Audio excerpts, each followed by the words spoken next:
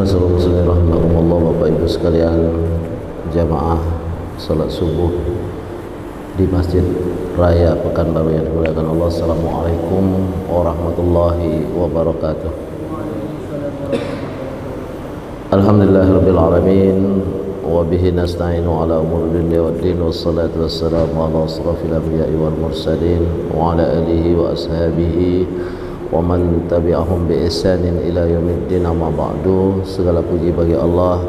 Alhamdulillah pada subuh hari ini kita dalam keadaan sehat walafiat dan kita dapat melaksanakan salat subuh berjamaah di masjid yang kita cintai ini. Mudah-mudahan apa yang kita lakukan itu adalah bagian daripada rasa syukur kita kepada Allah atas nikmat yang telah diberikan kepada kita, dan kita termasuk dari hamba-hamba Allah yang bersyukur. Amin, amin ya rabbal alamin. Salawat dan salam pada junjungan Nabi Muhammad sallallahu alaihi wasallam. Allahumma salli ala sayyidina Muhammad wa ala ali sayyidina Muhammad. Allahumma salli wa sallim wa barik alaih. Sekali lagi bermohon pada Allah agar kita termasuk dari umat Nabi Muhammad yang mendapatkan syafaat beliau fil yaumil akhir insyaallah. Amin, amin ya rabbal alamin. Judul pembahasan kita yang terakhir 3 minggu yang lalu itu di as-sabru was-sukru, kalimat dalam bahasa Arab sabar dan syukur. Sabar dan syukur pada intinya iman itu kalau dijadikan satu kesatuan, dibelah dua, sebelahnya sabar, sebelahnya syukur. Jadi hidup itu cuma dua itu aja nilai keimanan itu, sabar, syukur. Sabar kalau mendapat musibah, syukur kalau mendapat nikmat. Nah, lalu maka di sini dikatakan falamma kanal imanu nisfani fanisfus sabr.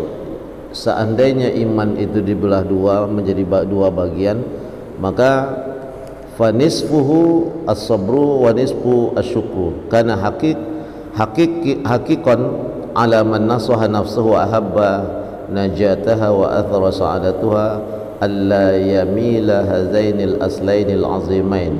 Jangan dia berpaling dari yang dua ini yang menjadi satu kesatuan. Maka orang mukmin itu sebenarnya hidupnya mudah saja di atas dunia ini.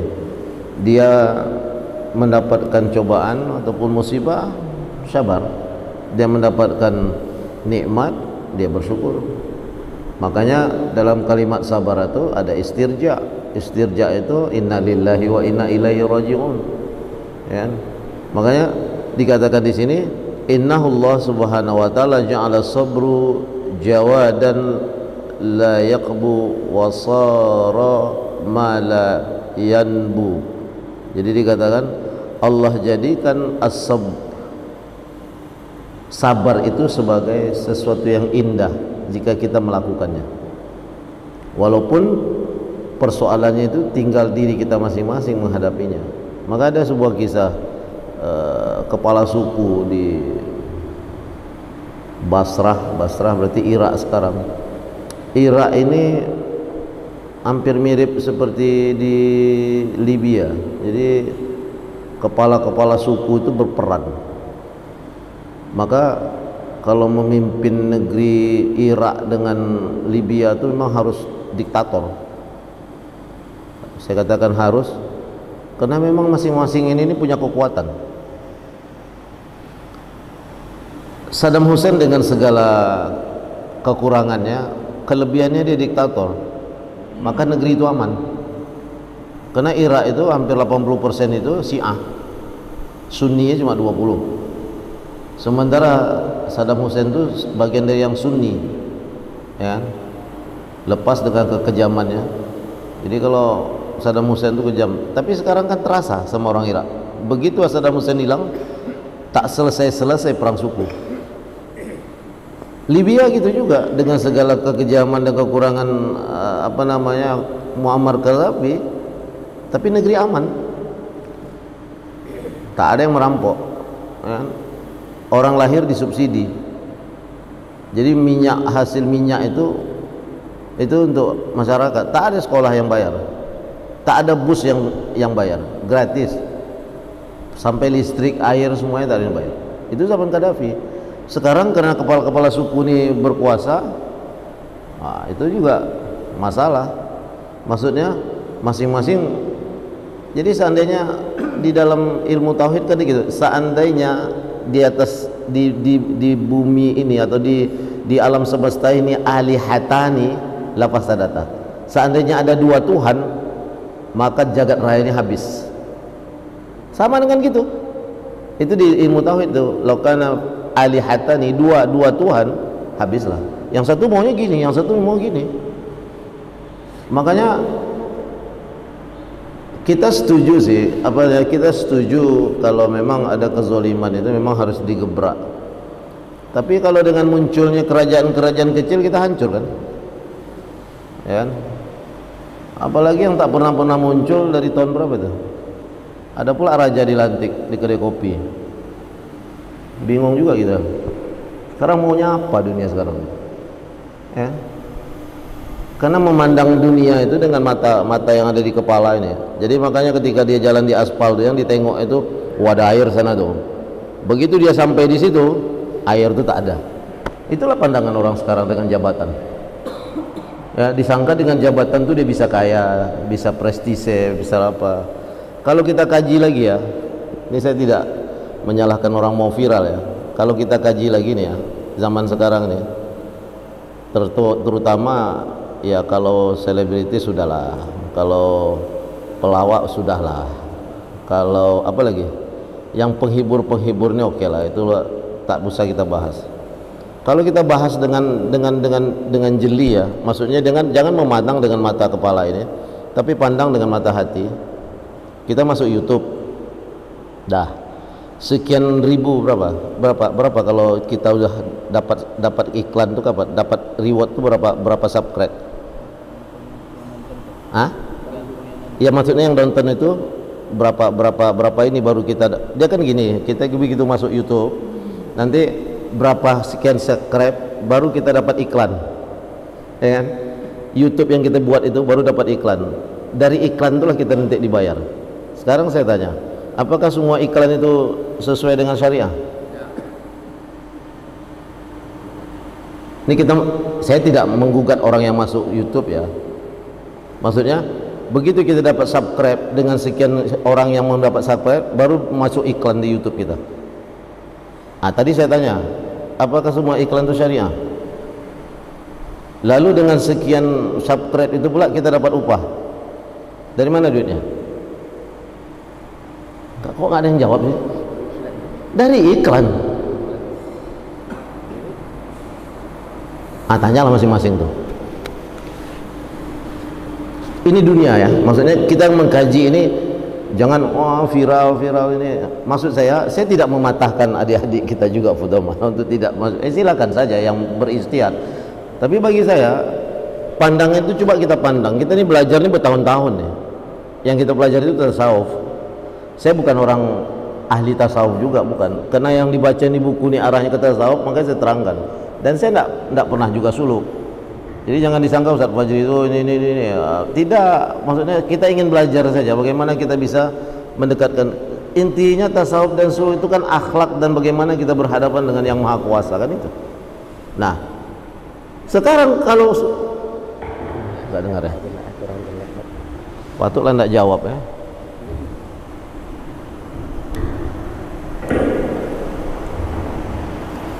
Saya ulang lagi, ya kan?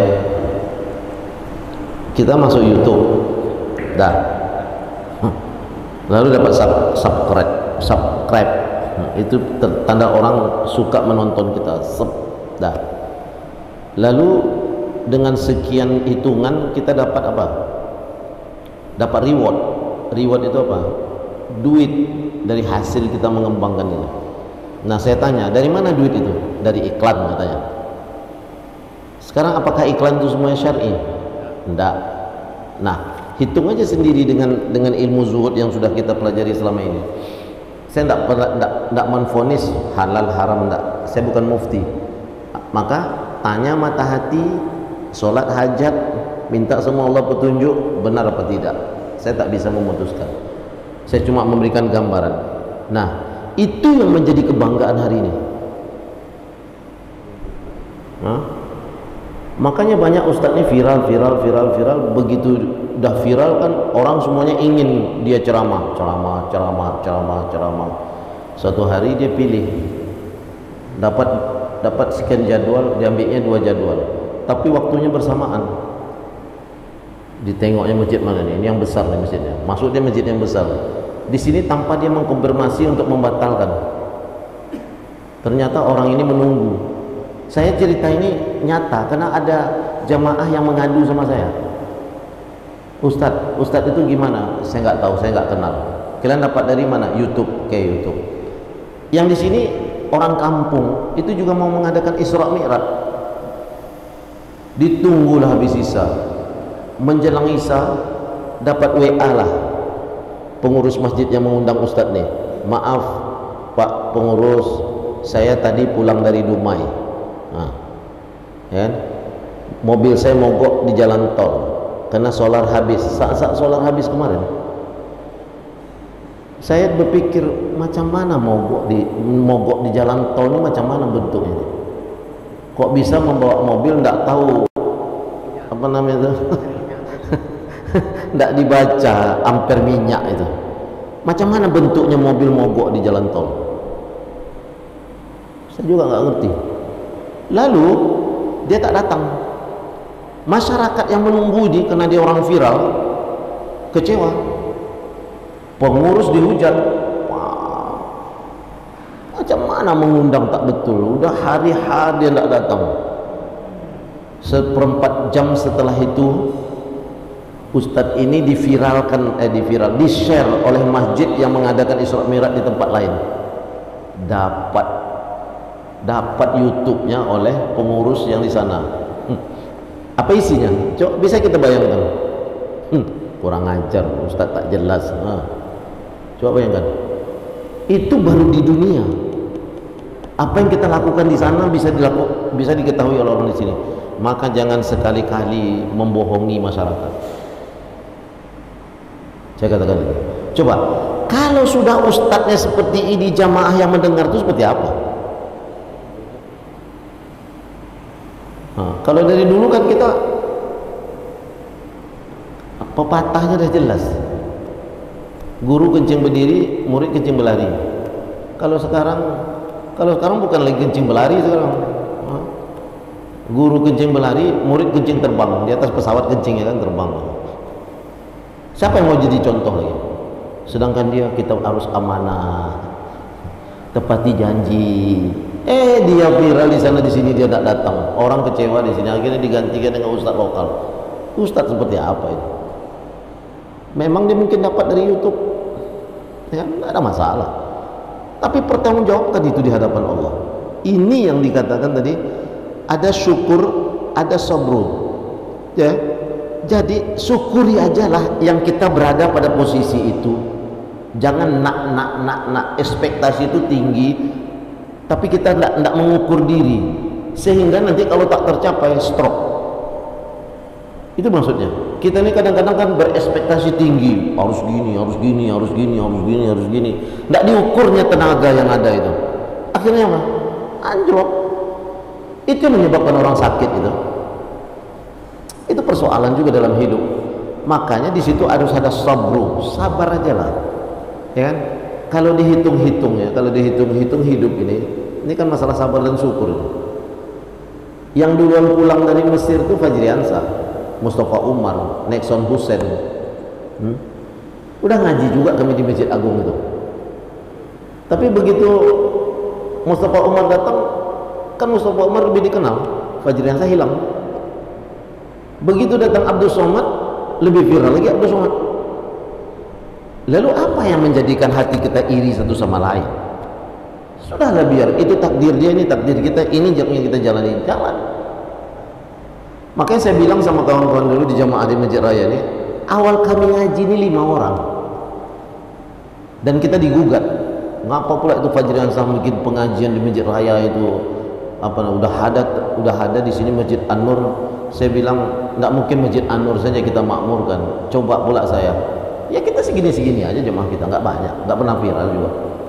Bagi saya yang penting mau jalan, tak ada masalah. Dan saya ngaji di masjid apa? Di masjid Taibah itu, yang ditinggalkan oleh paman saya Haji Tengku Syekh Hamzah itu ibu-ibu terus 15 orang. Sekarang tuh tinggal 10, itu pun dah berganti-ganti, ada banyak yang mati.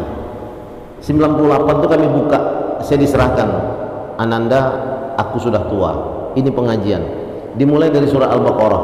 Hari ini 98, hari ini tahun berapa? 2022, itu baru sampai surah Yasin. Kami ngaji aja. Dan saya tak pikir dengan dalam kesulitan tuh Allah bukakan jalan.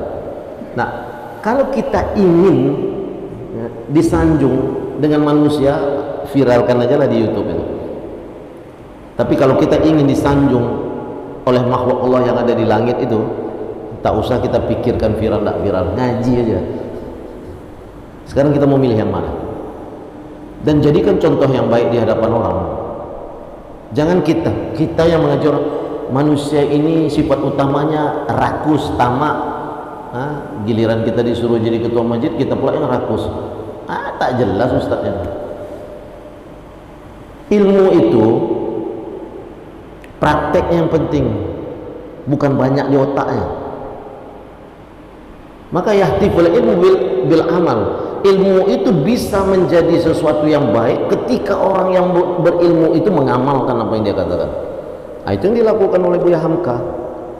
Dia tak mau, begitu dia pemilihan ketua MUI dia diangkat, oke, dia terima. Sebenarnya dia tak mau juga. Begitu keluar fatwa, lalu penguasa mengatakan ganti fatwa itu. Kalau kan harus mengganti fatwa, aku berhenti dari ketua MUI. Ada ulama seperti itu sekarang. Payah. Ulama ngakunya ulama, dikasih fasilitas oleh penguasa berubah fatwanya. Ya, yang haram tadi jadi halam, bukan haram lagi. Ini persoalan hidup kita hari ini tuh seperti itu, ya kan? Makanya dikatakan innama bu'istu liutammima makarimal akhlak. Sebenarnya kajian tasawuf dan zuhud nih intinya ke situ. Innama bu'istu liutammima makarimal akhlak. Sesungguhnya aku diutus, kata Rasulullah, itu untuk menyempurnakan akhlak. Dan yang kedua adalah laqad kana lakum fi rasulillahi uswatun hasanah. Sesungguhnya terdapat pada diri Rasulullah itu suri tauladan. Nah, sekarang siapa yang mau kita jadikan contoh? Coba kita tanya anak kita sekarang, siapa yang mau kita banggakan? Kau mau jadi siapa? Udah besar nanti. Kalau dulu misalnya kita katakan, saya besok mau jadi Pak Habibie karena teknokrat. Sekarang siapa? Coba tanya. Di negeri kita yang 230 juta penduduk ini, coba kita tanya anak kita, mau jadi apa sekarang? Jadi penyanyi Korea. Ini siapa yang salah didik? Ayahnya kah? Ibunya kah? Gurunya kah? Walau alam. Karena kalau kita salahkan guru pun sekarang ini merah telinga anaknya langsung dipisum ke dokter, gurunya masuk penjara. Padahal dia tahu anak itu tidak bisa dididik di rumah, dia masukkan sekolah, lalu kena jentik sedikit telinga anaknya, sengaja anak itu ditempelengin telinganya balik, satu merahnya divisum, masuk penjara, ditahan guru itu. Ini orang tua seperti apa yang model begini? Dia tahu dia sendiri tak bisa mendidik anak itu di rumah. Kami banyak punya kasus juga di Siak itu, wali murid kami itu menggugat, silakan aja sih. Kalau memang harus kami harus menahan ini, ya udah, itulah takdir kami untuk masuk, mau diapain. Akhirnya tak terjadi juga, mundur sendiri. Makanya saya katakan, jangan menyalahkan guru kalau kita tak bisa mendidik anak di rumah, lalu kita masukkan di sekolah. Sekolah itu bukan bengkel. Maka perlu ada sabar, perlu syukur. Kalau anak itu bisa berubah, kita bersyukur. Kalau tidak bisa berubah, sabar aja dulu. Jangan dikirim dari duit kita jadi pakang itu untuk sekolah anak, maka tak hafal Qur'annya. Jangan berpersepsi sekarang anak nakal masukkan pesantren. Tidak juga jadi. Niatkan saja lillahi ta'ala, sudah, aku ingin mendidik anak. Yang penting kalau dah masuk asrama itu kan 24 jam dia akan didekatkan dengan agama itu. 24 jam. Coba masuk sekolah umum, maghrib belum sampai ke rumah, masih di luar. Coba di pesantren, maghrib tuh udah duduk di masjid, habis sholat tuh Allahumma firli, Rabbi firli wali walidayya. 24 jam kita didoakan oleh anak kita. Itu masalah kita. Bukan berarti saya tamat pesantren saya harus memaksakan, tidak usah. Yang penting didik anak itu seperti bagaimana rasanya mendidik anak itu. Begitu juga lah guru-guru itu mendidik. Sekarang guru-guru tidak lagi mendidik di sekolah, mengajar aja. Karena kalau mendidik lapor yang berwajib, kita nggak boleh mukul. Padahal dalam Islam juga boleh memukul anak itu kalau tidak sholat, dipukul umur 10 tahun. Pukul itu memang juga tidak di kepala, ada. Gitu. Jadi orang-orang tua kita dulu tuh simple. Saya dulu kalau tak ngaji satu hari diikat di tempat tidur tuh, mulai dari punggungnya sampai kakinya merah, ini kena ikat pinggang. Begitu ayah kita ngajarkan. Mana ada macam sekarang. Kalau gurunya dia melaporkan guru gini-gini, kita lagi yang kena dengan ayah kita. Kau yang tak jelas, aku tahu guru itu. Nah gitu. Sekarang enggak, anak melapor ini udah habis, gurunya yang dipidanakan. Ini orang tua tak jelas. Kalau sudah seperti itu, tanya balik, apa yang pernah kita makan, dari mana hasil yang kita makan, apa yang kita berikan kepada anak, dari mana yang kita berikan dari anak, apakah itu halal. Itu harus ditanya. Kenapa sikap anak seperti itu? Karena air cucuran atap itu tak akan jauh jatuhnya dari atap. Sifat anak itu tidak akan pernah jauh dari sifat orang tuanya. Yang bisa merubahnya adalah agama. Itu dia. Jadi jangan menyalah-nyalahkan orang gitu. Karena kita sendiri yang tak jelas, ya kan? Duit pakang tanah yang menipu orang itu dikasih anak untuk sekolah tahfiz. Mana pula hafal anak itu Al-Quran? Itu persoalan. Saya tidak marah. Memang seperti inilah kejadian kita hari ini, ya kan? Kenapa bernafsu sekali untuk menduduki sesuatu tempat gitu? Apa kita memang lebih baik dari orang itu? Ini kan persoalan hidup sekarang nih. Persoalan hidup. Ternyata sudah duduk di situ pusing kepala. Yang tadi rambutnya tegak waktu mengambil tempat jabatan, tegak rambutnya. Begitu duduk sebulan langsung turun rambut tuh. Belum tentu. Jangan menghayal sesuatu yang kita tidak mampu untuk itu. Sudahlah, berikan kesempatan orang, kasih mana yang lebih piawai.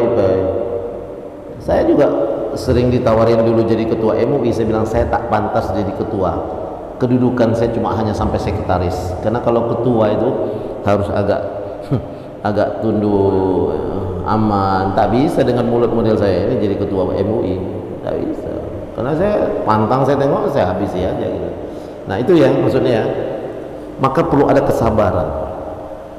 Lalu ketika Allah memberikan sesuatu yang enak, maka dikatakan apa itu makna sabar? Ma haqiqatus sabr. Di sini katakan as-sabru qatan al-man'u. Sabar itu secara bahasa artinya menahan. Sabar itu artinya adalah melarang diri untuk mengerjakan sesuatu yang berlebih.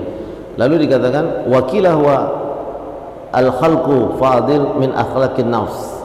Sesungguhnya sabar itu adalah akhlak terbaik yang ada di jiwa manusia.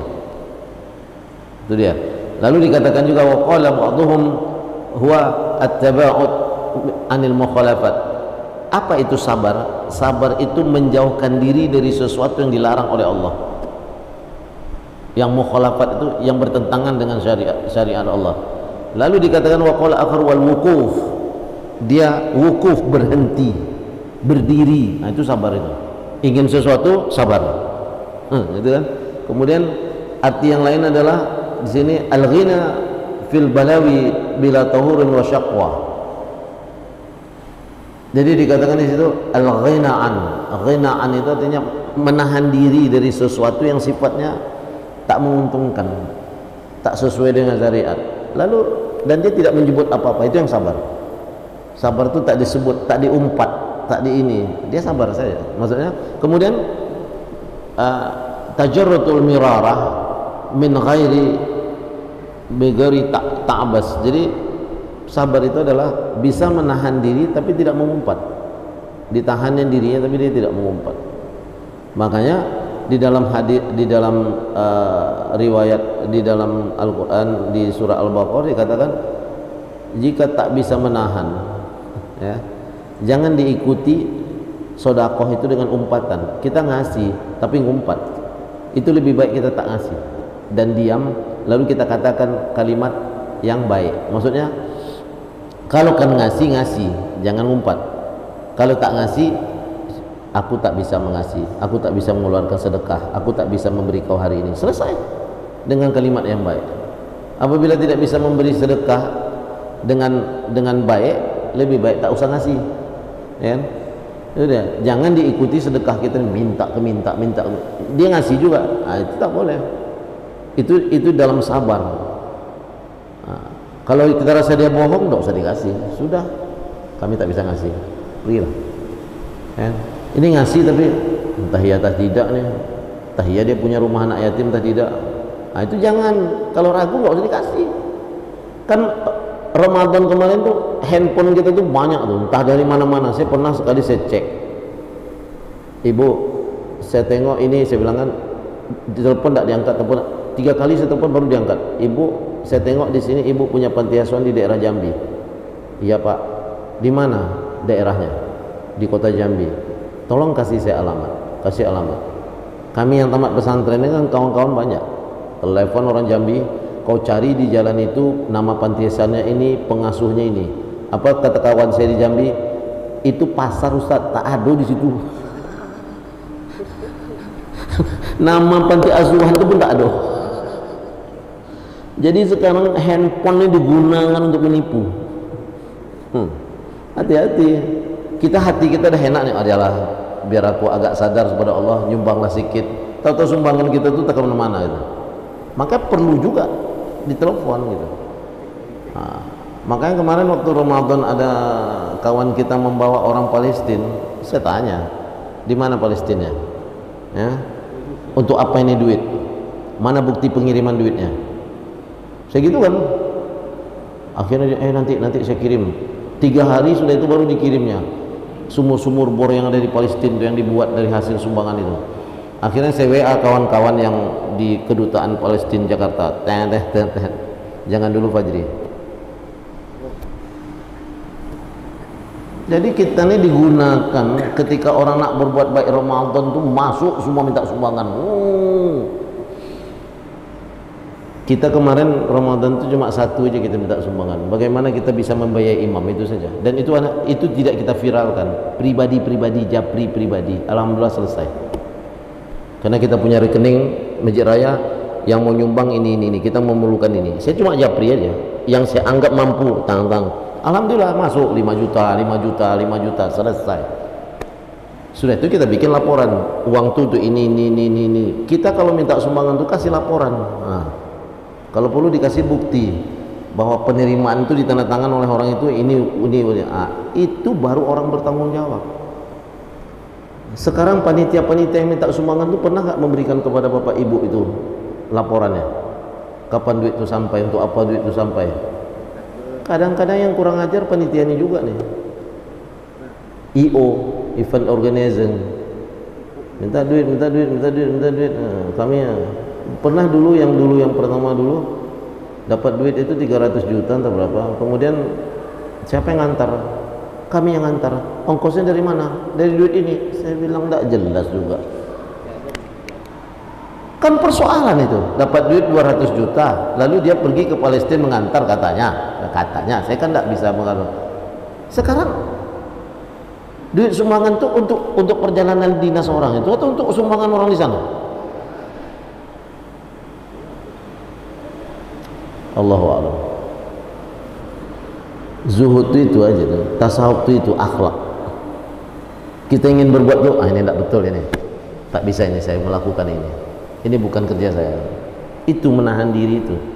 Kalau macam saya ini mengajarkan, karena hasil bacaan ini saya kasihkan, hasil korban ini. Tergantung kita masing-masing bisa menahan diri atau tidak. Kan? Kalau ini rasanya bahaya, tinggalkan. Kita bukan latah menanyakan, bercuriga tentang orang yang minta sumbangan, bukan. Tapi kan kita perlu tahu juga ini sampai apa tidak. Sama dengan haji. Datang orang dari Saudi itu, siap manasik haji. Silakan Bapak Ibu membayar dam, nanti kami yang proses dam itu, ini kan gitu ya. Nanti waktu motong kambing tuh dah hadir gini. Kewajiban membayar dam itu mulai kita niat tamattu. Lalu yang kewajiban yang benar lagi itu tanggal 8 Zulhijjah ketika niat labbaik Allahumma hajjan. Itu baru jatuh wajib membayar dam itu. Tapi memang tidak mengapa juga dibayar sebelumnya. Lalu kenapa kita bayar di Indonesia? Ada jaminan kita bisa pergi haji setelah dibayar itu? Itu kalau kita nanti orang ini meninggal tak pergi haji, duitnya kemana? Pengumpul dam inilah nanti pulang dari dapat fee dari orang yang fee beli Innova, begitu digas tuh suaranya apa? Mbek nggak jelas. Yang paling mudah menipu orang di agama inilah. Kami punya pesantren, panti asuhan, ini. Kenapa ini terjadi? Karena sabar untuk hidup itu tak ada, syukur atas nikmat itu tak ada. Itu judul kita itu. Ngapa? Nggak sabar dia menghadapi kehidupan ini. Sabar aja lah. Buat baik. Kita memberi orang itu tidak gratis itu. Maksudnya tidak gratis itu dari Allah itu tak gratis. Allah akan berikan kita kelapangan hidup. Bukan lagi ada orang memberi, itu mungkin salah satu. Allah lapangkan urusan kita. Itu persoalannya. Kemudian dalam kalimat ini al-akhbar min fadilatus sabr, dikatakan apa kisah dari hal ini? Dikatakan an Abi Sa'id Al-Khudri radhiyallahu anhu anna Rasulullah sallallahu alaihi wasallam bersabda, man yatasabbar yasbiruhullah wa ma'a'ta ahadun ata'an khairan wa awsa' minas sabr. Jadi dikatakan dalam hadis ini, hadis riwayat Bukhari dari Abu Sa'id Al-Khudri, man yatasabbar yasbirullah, barang siapa yang menanamkan dirinya kesabaran, maka Allah memberikan kesabaran itu secara langsung kepada dirinya. Wa ma'a'ta ahadun, dan tidaklah seseorang itu memberikan sesuatu atau an khairan, pemberian yang baik, wa awsa' minas sabr, sesungguhnya pemberian dia sesuatu yang baik itu sebenarnya itu adalah lebih luas dari kesabaran yang dia lakukan.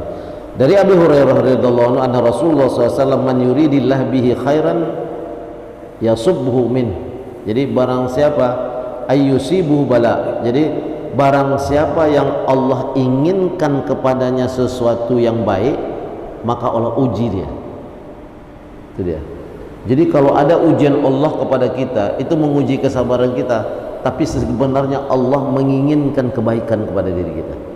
Tak ada sesuatu itu diraih dengan sesuatu yang baik itu kecuali dengan kesabaran yang musibah itu diturunkan oleh Allah kepada kita. Pasti ada cobaannya. Berdagang itu pasti ada gagal. Belajar itu mesti ada gagal juga. Baru kita bisa naik ke puncaknya. Bukan seperti kita main di internet mau dapat duit banyak, akhirnya hilang semuanya kan. Orang di pasar bawahnya berpuluh tahun berdagang payah menyimpan duit itu. Awak masukkan duit 100 juta mau dapat 2 miliar. Itu dunia maya, dunia tipuan. Dunia maya tuh dunia gaib, tak jalan. Main di situ. Tahapan nama itu enggak tahu saya. Mereknya trading, ya trading tak tidak gitu. Mereknya trading. Banyak yang tergadai sekarang. Kenapa dia bisa melakukan ini? Karena kesabaran hidup itu tak ada. Kenapa dia bisa melakukan ini? Karena dia tidak bersyukur dengan apa yang diberikan oleh Allah kepadanya. Macam gini aja, macam gini. Oh ini nih. Di dalam foto di internet tuh, ini orang yang pertama masuk dalam program ini. Berfoto dia, di belakangnya apa?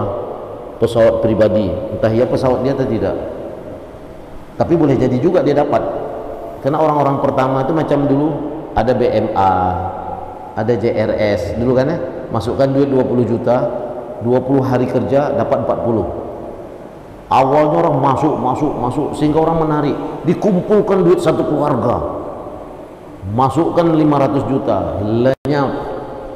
Ingat gak dulu tahun 99 temenung, ada jamaah saya waktu itu, Ustaz, aku ngumpulin duit 200 juta nih sekitar 30 tahun Ustaz ditabung, lenyap. Saya bilang, kenapa tergoda? Pada bapak tahu, saya bilang, berdagang aja tuh, 20 tahun berdagang baru dapat duit 200 juta tuh. Sekarang dilenyapkan dengan, sekarang dirayu letakkan 200 juta, 20 hari kerja dapat 400 juta. Mana ada orang mau rugi? Yang namanya judi itu, bandar itu tidak akan pernah rugi. Dia olah itu judi itu. Dikasihnya sedikit, main tang baca iklan, dapat kita sedikit 1 juta, masuk lagi kita beli lagi. Judi itu begitu, ya. Berapa banyak orang main kan judi online ini yang habis-habisan. Ada kawan saya dulu biasa minta tolong uruskan paspor, kalau mau urus paspor hilang dia kemana, rupanya duit orang yang untuk ngurus paspor itu dibawanya lari. Judi online. Kenapa ini terjadi? Tidak sabar dengan hidup. Kenapa ini terjadi? Tidak bersyukur dengan apa yang ada. Sudahlah, Allah itu Maha mengetahui. Ini yang untuk kamu.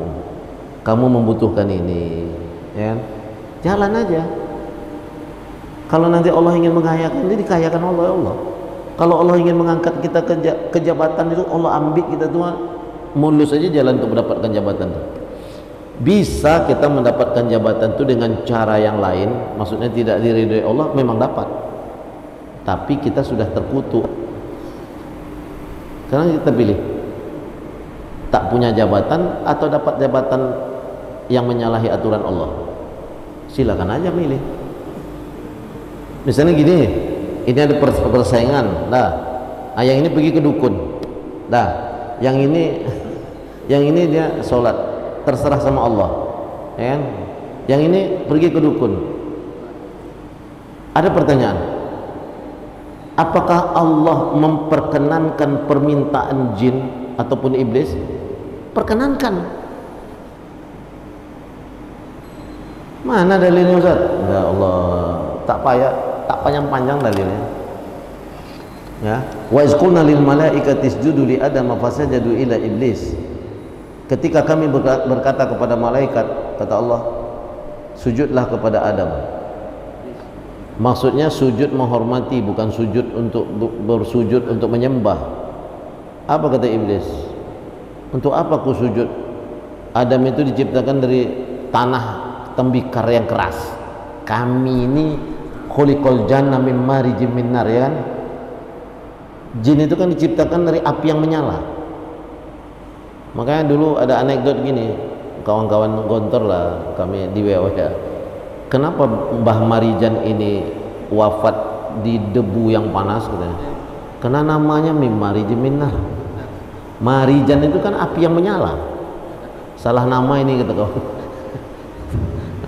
Khuliqal janna min marijim min nar. Kami ini diciptakan dari api yang menyala. Ngapain sujud dengan yang diciptakan makhluk kau yang diciptakan dari tanah tembikar, ya Allah? Kata Allah, ukhruj, keluar dari surga, kau diazab. Apa kata iblis? Lihat, Allah tuh marah, murka, ukhruj. Apa kata iblis? Baik Allah, aku terima, karena aku membangkang, aku terima azab itu. Anzirni ila yaumin yub'atsun. Ada permintaan iblis, beri aku tangguh sampai hari kiamat. Saya tanya, dikasih Allah enggak? Dikasih. Jadi kalau kita minta ke dukun, dukun minta ke iblis, iblis minta ke Allah, dikasih. Cuma jalan kita ini sesat. Ada nggak orang minta ke dukun dapat di jabatan dulu? Dapat, tapi sesat. Kita sudah mensyirikkan Allah. Allah kasih. Buktinya iblis minta anzirni ila yaumin yub'atsun fa innaka minal munzarin. Kata Allah, kau termasuk orang-orang yang menunggu. Itu kata iblis, fabima aghwaytani la'udanna siratakal mustaqim. Disebabkan engkau telah melaknat aku ya Allah, karena engkau juga berikan aku tangguh, aku akan goda hamba-hambamu semuanya sampai hari kiamat. Nah, itu yang jadi pengikut iblis tuh, pergi ke dukun minta jabatan, pergi ke dukun minta kaya, pergi ke dukun minta, itu tuh pengikut iblis. ya kan? Pergi ke dukun apa? Nah, mereknya Ustadz, pergi ke dukun, pindahkan penyakit ke binatang, tak jelas itu. Sekarang mau idul adha nih, syarat kita memotong binatang itu apa? Pisaunya harus tajam. Kenapa harus tajam? Supaya sikit sakitnya. Sekarang penyakit kanker kita pindahkan ke binatang tuh. Kurang ajar nggak kita? Kurang ajar. Ustadz macam mana ini? Dukun itu. Dukun tuh semuanya kacau itu, sesat itu. Kecuali dua aja, dukun beranak dengan dukun urut. Itu aja lah yang agak bagus sedikit. Itu pun dukun urut itu pun kita tengok juga mantranya. Kadang ada juga mantra dia manggil jin. Ini nenek ini dah tua, kok ngurutnya kencang ya? Mungkin ada khodam juga gitu. Tapi masih toleransi lah. Maksudnya di persoalan khodam ini masih berbeda pendapat. Sekalangan ulama ada yang membolehkan, tapi lebih banyak yang tidak. Kenapa? Kita sudah tua nanti, zikir kita ini kan kurang, maka dia mengganggu. Makanya kalau baca Yasin itu baca itu, tengok ada bacaan Yasin kan, Allah mahdim lana minal jinni minal iman. Itu ada yang cetakan yang biru, yang apa, yang ungu itu ada situ doanya tuh. Selama ini diaminkan dah. Datang jin itu, aku mau membantumu, kita yang lari ya. Baca itu Yasin tuh, ada di situ doa tuh. Nah, itu persoalan hidup. Kadang-kadang receh-receh hidup tetapi menyalah gitu. Bisa pula dia minta nomor judi dengan dukun. Dukun tuh tak pernah dia menerka nomor itu benar. Ada pula minta jabatan dengan dukun. Dukun itu tidak punya jabatan, macam mana kita dapat? Tanyanya. Kadang otak kita ini bolak-balik dengan nafsu. Minta jabatan eselon 2 melalui dukun. Dukun itu jangan kan eselon 2, eselon 4 nya tak pernah dia. La ilaha illallah Muhammad Rasulullah. Tak jelas juga itu. Saya nak marah, kita interpretasi diri aja lah. Saya juga banyak salah. Kadang-kadang kan kita kalut berobat. Kasihnya ayam hitam, sembeli. Tengoknya dibukanya. Nah, kaki Ustadz nih dah parah nih Ustadz, dah biru-biru nih. Masa bisa pula nengok penyakit di ayam kalau tidak ada jin? Tak mungkin lah. Manusia ini punya kemampuan itu terbatas. Tak mungkin dia bisa memindah penyakit. Pasti ada jinnya. Nah, sudah itu pergi pula merek kita nih, orang yang sudah mengaji puluhan tahun pergi berobat. Adi bedah dada ini dengan telunjuk. Ditengokkan jantung tuh. Nah, sudah tuh dilem oleh. Tak masuk akal. Kalau tidak jin yang bekerja itu tak mungkin. Tapi jin itu pakai mahar, bayar 1 juta untuk sehat 1 bulan. Sudah 1 bulan sakit boleh. Nah, dikasih Allah, tapi kita sudah sesat di jalannya. Dikasih Allah. Saya katakan lagi, apa bukti jin itu dikasih? Itu iblis tuh, sudah membangkang Allah masih dikasih Allah. Aku beri tangguh kau. Bahasa harian kita, aku beri tangguh kau. Kata iblis, fabima aghwaytani, karena engkau telah menghukumku ya Allah, maka aku akan goda hamba-hambamu. Tapi Allah berjanji, illa ibadiyas salihin, kecuali hamba-hambaku yang soleh, kau tak sanggup menggodanya. Itu yang dilakukan Umar bin Khattab. Begitu jalan Umar bin Khattab, lari jin itu semuanya. Jin yang di jalan itu lari semuanya. Nah, itu Umar bin Khattab itu. Nah, kita inginnya seperti itu. Jangan kita pula yang patuh-patuh sama jin. Bodoh kali kita, kan? Minta jadi kaya dengan dukun. Dukun itu dari dulu miskin-miskin juga, dia tidak ada kaya, minta semua dia. Logika yang tidak jalan gitu. Orang kalau dah hawa nafsu yang memakan otak ini tidak jalan lagi nih. Bernafsu dia untuk 1 jabatan doang, ini yang tidak jalan lagi. Segala cara dia buka. Kadang-kadang payah mau ngasih tahu, entah telinga tuh bingal, entah apa nggak tahu, entah makanan tuh juga sebabnya telinga tuh nggak mau lagi ada pula Ramadan kemarin lapor sama Ustaz, kami tadarus sampai jam 10, mengamuk dia Ustaz, masuk dia ke masjid tuh. Itu iblis bilang. Yang tak mau dengar Al-Quran itu iblis, yang tak mau dengar azan itu iblis. Bisa pula dia gugat, ini aturan apa? Kau muslim atau tidak? Kalau kau muslim berarti telinga kau tuh telinga iblis. Ya kan? Bisa pula azan mengganggu tidur, menyanyak. Kami dulu ada kawan-kawan kita tinggal di sekeliling Masjid Al-Azhar, ya kan? Ada tempat tinggal di situ. Suatu hari datang turis asing, kan tidak boleh masuk masjid. boleh, tapi dipakaikanlah kalau perempuan. Naiklah ke atas. Begitu naik ke atas, orang berbuka, azan di mana-mana. Apa kata turis ini? Indah betul suara ini. Coba. Kita mengatakan suara itu tidak jelas, memang tak jelas, tak mensyukuri apa yang diberikan oleh Allah berupa telinga dan otak yang ada. Akal nih, kenapa dinamakan akal? Ain, qaf, lam, iqal.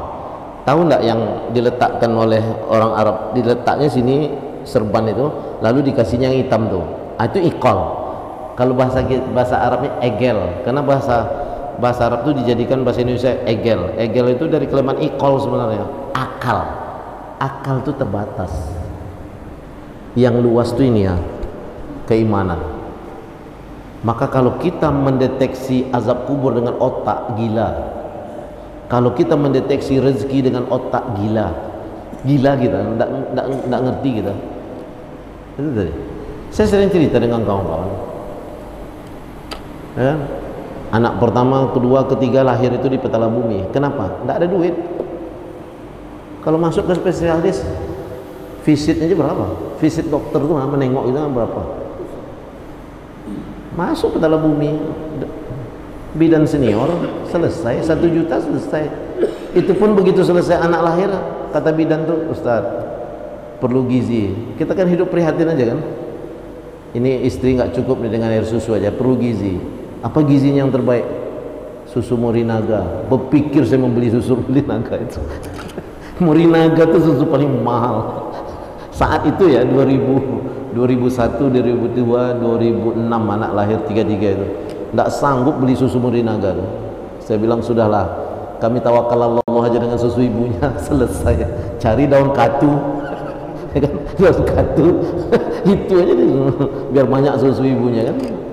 Kita minta nasihat orang tua bagaimana supaya ibu tuh punya susu yang itu tadi, air susu itu dari apa? Daun katu itu katanya, daun katu apa, toge tawakal Allah. Hidup itu sabar, syukuri yang ada. Ngapa kita tidak bisa beli Morinaga utang-utang, nanti tidak terbayar utang.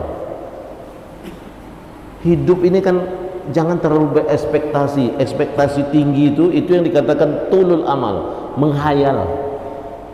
Itu yang membuat orang main judi online itu. Orang ini udah dapat nih upline saya udah dapat, di belakang itu langsung mobil Mercedes, entah iya atau tidak, iklan semua itu. Kita ini kan kena korban iklan. Oh ya, sikit lagi, habis gaji itu semua, gadaikan di penggadaian. Memang merek penggadaian itu ya kan menyelesaikan masalah tanpa masalah. Apa tanpa masalah? Terakhir itu masalah lah, digadaikan semua. Ya kan? Nah, ini dia.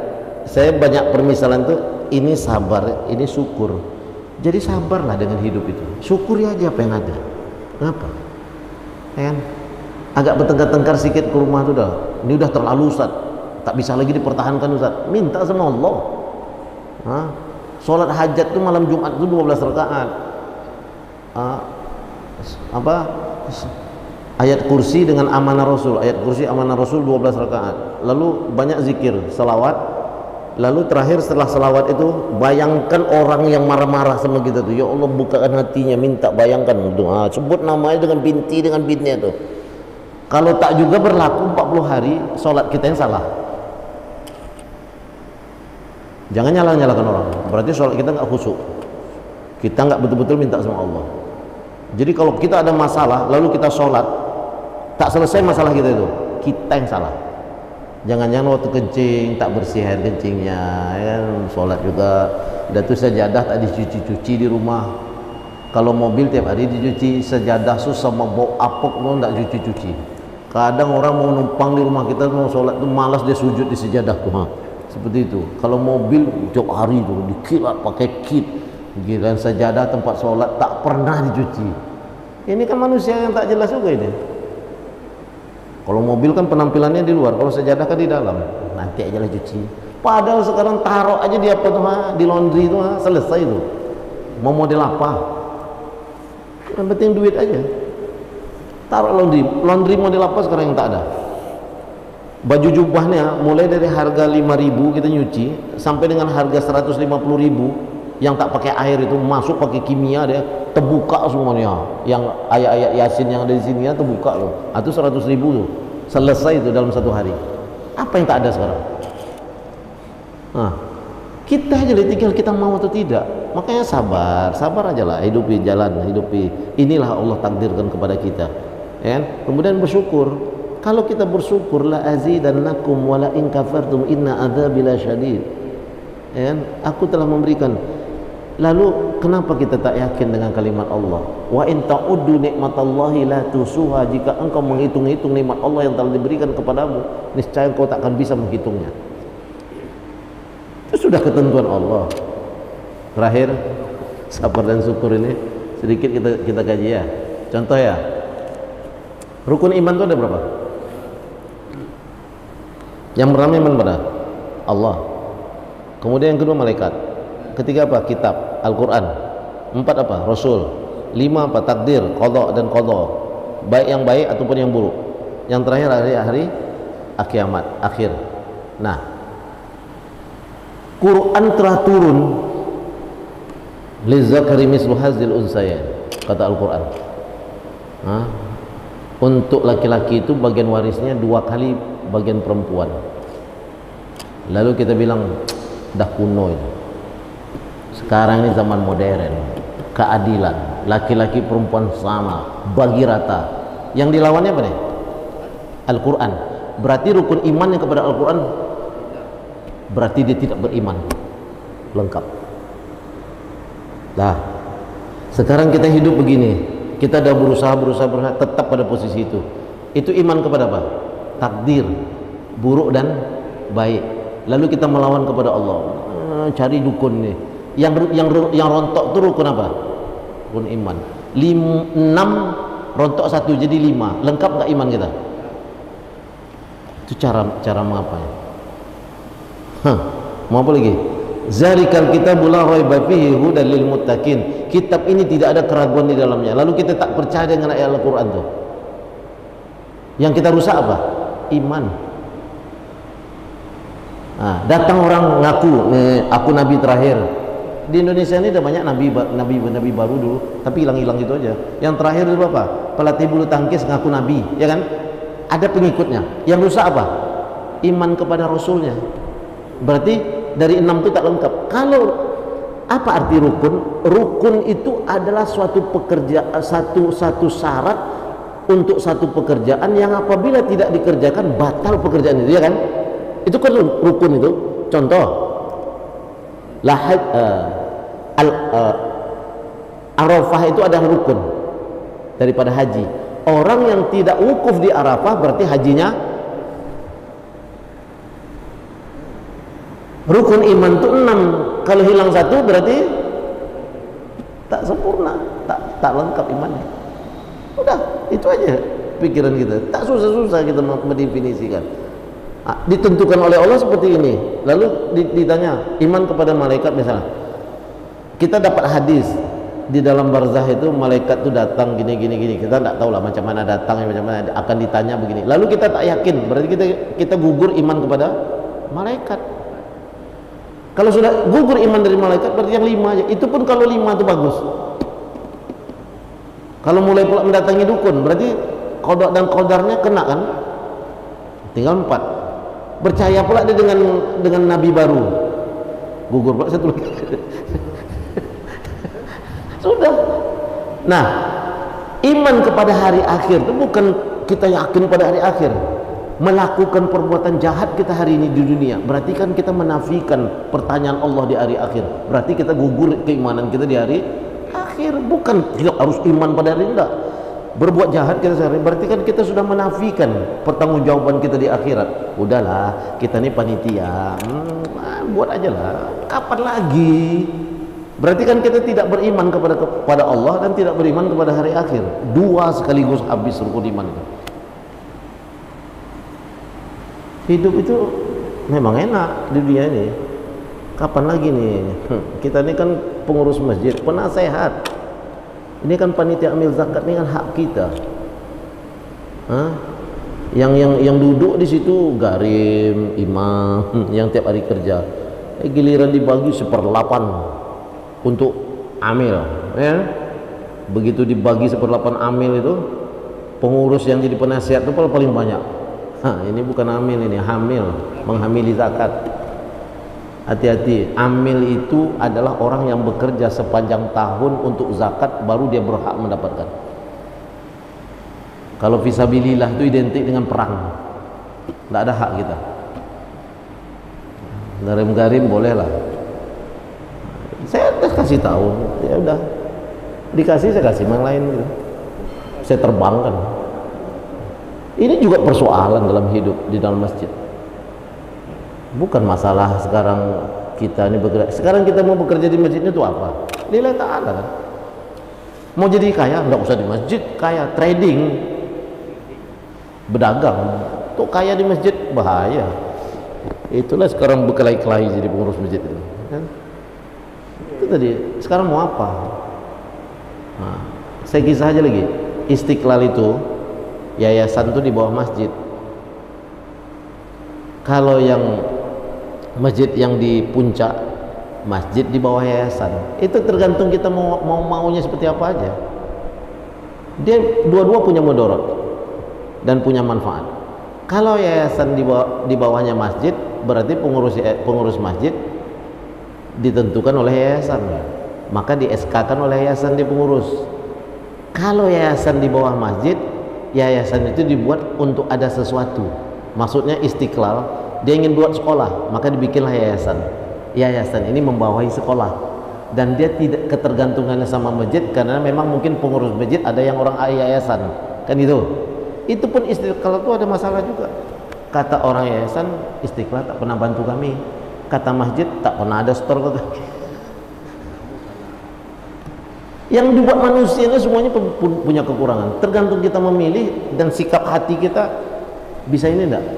Kalau yayasan di atas masjid, itulah untuk masuknya mencari sumbangan, masuk ke yayasan, dibantukan ke masjid. Karena mungkin tak ada balai pendidikan. Kalaupun ada, sama-sama kedudukannya. Ini sekolah, ini masjid, itu sama-sama di bawah yayasan, kan gitu. Nah, pengurusnya harus ditentukan oleh yayasan. Itu aturan. Dan yayasan ini tidak bisa dipaksakan pemerintah, karena ada dua di negeri kita ini. Negeri langsung sekolah di bawah pemerintah, swasta itu langsung di bawah yayasan.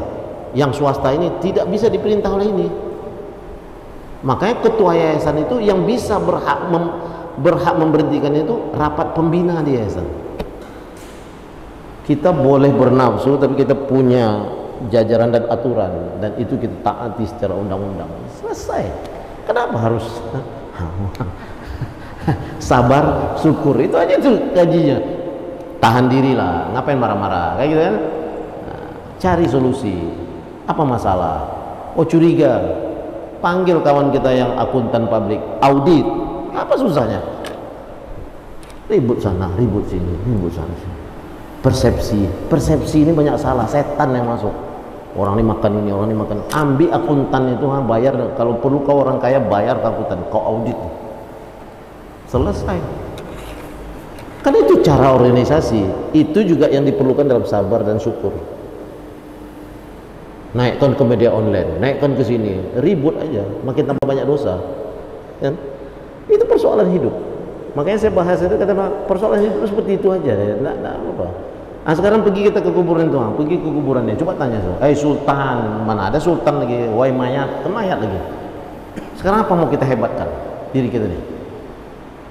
Pergi ke kuburan sana doang, pergi ke kuburan sini. Kemarin Bang Herman negur saya, ngapa kuburan sini itu? Kita tanya sekarang, wahai panglima, kau panglima perang mana? Dalam bawah kan, di bawah kan? Bisa nggak kita minta sama dia? Dia yang minta sama kita, Allahumma firlahu warhamhu wa'afi wa'fu anhu. Kalau kita macam itu, nanti bisa nggak kita pertanggungjawabkan kerja kita di atas dunia ini? Itu yang penting dalam hidup. Ini sujud juga terakhir. Allahumma inni as'aluka husnul khotimah, Allahumma inni as'aluka taubatan qablal maut, ya muqallibal qalbi ala ta'atik. Kerja kita tidak pernah taat sama Allah. Apa gunanya? Minta 3 kali di dalam sujud terakhir. Permintaan itu harus ada praktek. Minta kebahagiaan, minta itu. Itulah yang dikatakan ini sebagian imannya sabar, sebagian imannya adalah syukur. baru kita bisa enak hidup itu. Baca Quran, wa Quranul fajr. Bacaan Quran yang paling baik itu waktu fajar, sesudah subuh atau sebelum subuh.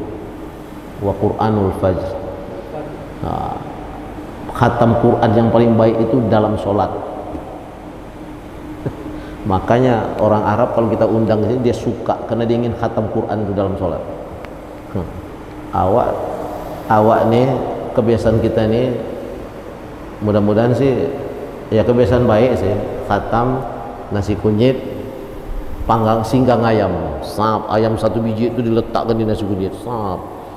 Khatam Quran yang dibaca wadduha sampai an-nas. Betul loh. Nggak, saya tanya sekarang. Khatam itu apa nih? Kalau mau khatam anak-anak itu ambil 30 orang, kau juz 1, kau juz 2, juz 3. Pas hari H baru wadduha sampai an-nas. Itu kan celebrate-nya gitu. Itu kan pestanya gitu. Ya, saya suka juga khatam-khatam gitu. Ya, nasi kunyit, kambing gitu kan. Makanya kita tradisikan dengan ustaz kita yang hafal khatam dalam sholat itu berkahnya. Janganlah sekali-kali kita ini, maksudnya yang dah lama-lama dulu, ya saya juga melakukan itu juga dulu. Mau sunat Rasul kelas 6, khatam Quran wadduha sampai an-nas. Khatam Quran sebelum akad nikah wadduha sampai an-nas. Pengantin itu berdua suruh dia, kau separuh aku separuh. Nah, begitu nanti khatam betul-betul khatam. Ini celebrate-nya yang banyak. Celebrate itu nak musim lagi sekarang. Calon pengantin laki-laki, calon pengantin perempuan. Kau 15 juz ya, aku 15 juz. Pas hari H mau khatam itu betul-betul khatam si perempuan itu. Karena yang separuh dari calon, yang separuh. Kalau bisa dia yang khatam. Lalu di situ nanti dia khatam, betul-betul khatam 30 juz. Ini yang khatamnya yang mana sekarang ya? Ad-duha sampai an-nas atau yang 30 juz? Tidak apa-apa, kita koreksi. Saya juga dalam posisi itu dulu. Ngaji. Nggak, belum tamat Quran besar tuh ya. Masuk kelas 6. Dah, sunat Rasul, khatam, ad-duha nas. Nasi kunyit, sap. Ayam kampung jadi korban di atas nasi kunyit begini ya. Padahal kita telah membohongi diri sendiri. Saya tidak mengeritik, silakan aja, tapi buatlah sesuatu yang betul-betul kita jujur di hadapan Allah, bukan hanya untuk manusia, jujur di hadapan Allah. Allah itu maha tahu dengan apa yang kita buat, ya kan? Makanya kalimatnya ish masyi'ta, hiduplah sesuka hatimu, fa innaka mayyitun, sesungguhnya kau akan mati. Ikmal masyi'ta, kerjakan sesuka hatimu, fa innaka majziun bih, karena engkau akan dibalas dari hasil pekerjaan yang kamu lakukan. Itu hadis Rasulullah. Mengenai khatam dari itu, kalau seandainya kita khatam, kita baca Quran itu mulai dari Al-Fatihah sampai Al-Quran, itu betul terus setiap malam. Jadi kita khatam sendiri, khatam namanya. Ya khatam lah. Kalau seperti tadi dari dua sampai anak itu bukan khatam. Ada apa? Seperti yang Ustaz bilang tadi itu kan kumpul. Khatam juga, tapi dua sampai an-nas. Ya, sebenarnya dia kan baca Quran sebelumnya itu. Apa?